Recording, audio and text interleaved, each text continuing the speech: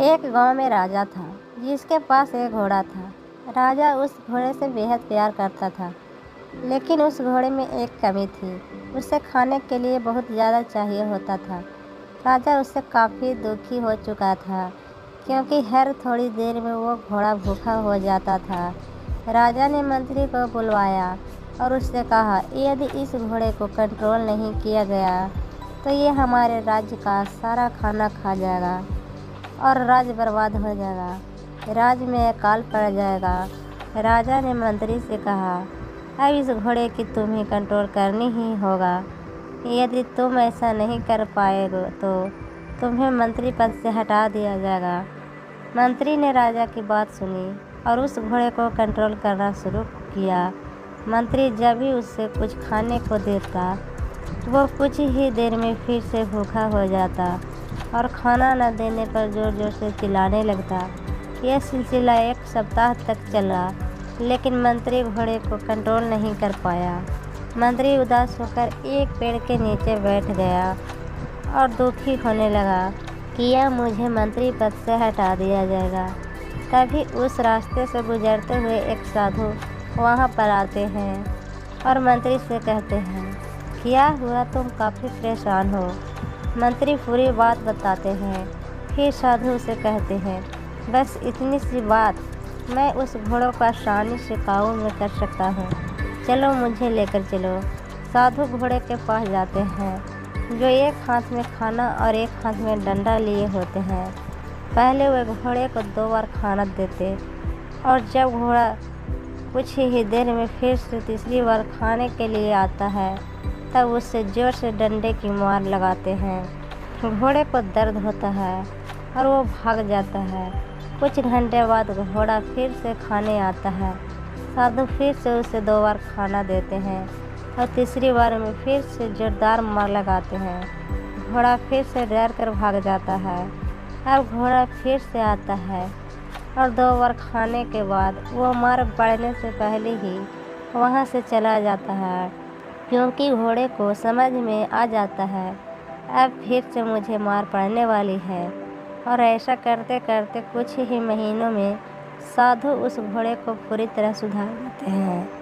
अब वह दिन में सिर्फ 3 बार ही खाना खाता है। दोस्तों, घोड़ों की उस खराब आदत के पीछे राजा का हाथ था, क्योंकि राजा उसे प्यार करता था और उसे थोड़ी सी भूख लगते ही तुरंत खाना दे देता था।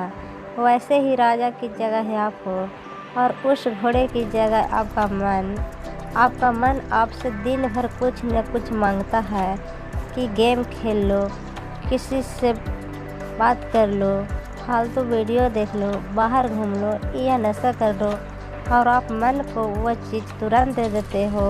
इसलिए उस घोड़े की तरह आपका मन बेकाबू हो चुका है। अब आप खुद सोचो, अगर यही हाल रहा तो भविष्य में आपको साथ क्या होगा। आपका घोड़ा आपके पूरे राज्य को बर्बाद कर देगा और इसके जिम्मेदार सिर्फ आप होंगे।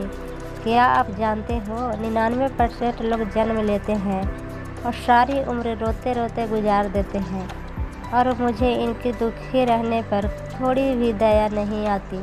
अब आप मेरे लिए सोचेंगे कि ये व्यक्ति कितना कठोर है, लोगों के दुख से भी उससे फर्क नहीं पड़ता। तो एक बात तो सोचो, जीवन सबको मिला है।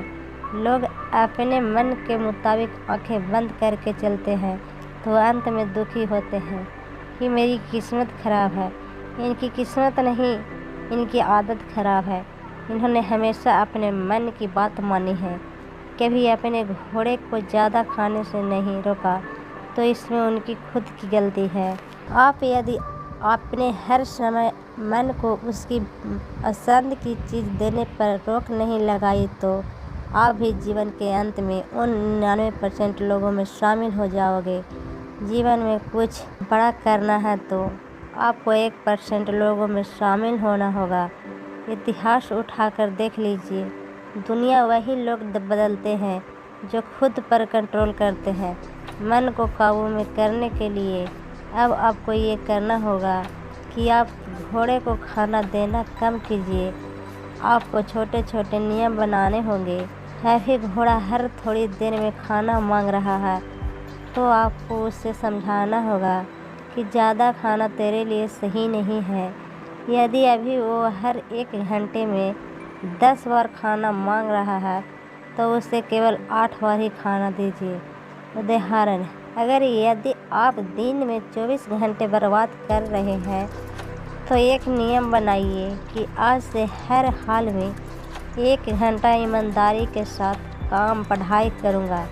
आप 1 घंटा किसी काम को देना शुरू करोगे तो मन में आएगा, काम छोड़ मोबाइल चला, उससे बात करिए, काम ज़रूरी है, वो काम ज़रूरी है। और भी ऐसे बहुत से विचार आपके दिमाग में आएंगे। उस वक्त आपको खुद से कहना है, अभी 1 घंटा तो मैं अपने इस काम को देखकर दूर रहूँगा। अभी तो मैं किसी हाल में नहीं उठने वाला। आपका मन थोड़ा देर फिर से आपकी कहेगा, चल अब बाद में पढ़ाई कर लेना, लेकिन आप फिर से उससे वही कहना, अभी नहीं 1 घंटा बाद। जब आप 45 बार मन को साफ मना कर देंगे, घोड़े को पिटाई की नहीं, अभी नहीं, तो मन समझ जाएगा कि अब चुप रहने में ही भलाई है और वो आपके काम में आपका साथ देना शुरू कर देगा। इस तरह आप धीरे धीरे मन पर काबू पाना सीख जाओगे और मन आपकी बात मानना शुरू कर देगा। यदि आपकी 1 घंटा भी ज़्यादा लगता है तो 30 मिनट और वो भी ज़्यादा लगता है तो 15 मिनट उस काम को कीजिए जो आपके लिए ज़रूरी है। और यदि मन किसी दूसरे काम को करने के लिए कहे तो उससे कहना, बाद में मिलते हैं, अभी मैं इस काम को करे बिना कुछ नहीं कर सकते हैं। इसी तरह आप मन पर काबू पाना सीख पाओगे और यदि आप इसकी प्रैक्टिस हर दिन करोगे तो कुछ समय बाद आपका खुद पर इतना काबू हो जाएगा कि आप दुनिया के महान लोगों में शामिल हो जाओगे। आप जिस भी टाइम इस पोस्ट को पढ़ रहे हैं, जाओ और कल से कम 15 मिनट या 30 मिनट किसी एक काम को लो और उसे पूरा करके देखो। इससे आपको असली खुशी मिलेगी और आपका कॉन्फिडेंस भी बढ़ेगा कि मैं भी कुछ कर सकता हूँ।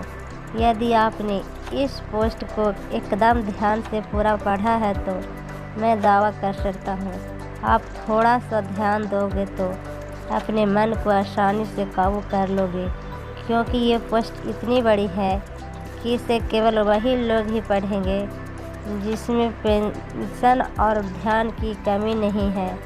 यदि आपने पूरी पोस्ट पढ़ी है तो कमेंट में यस लिखें, मुझे भी तो पता चले आखिर कितने लोग का खुद पर काबू है।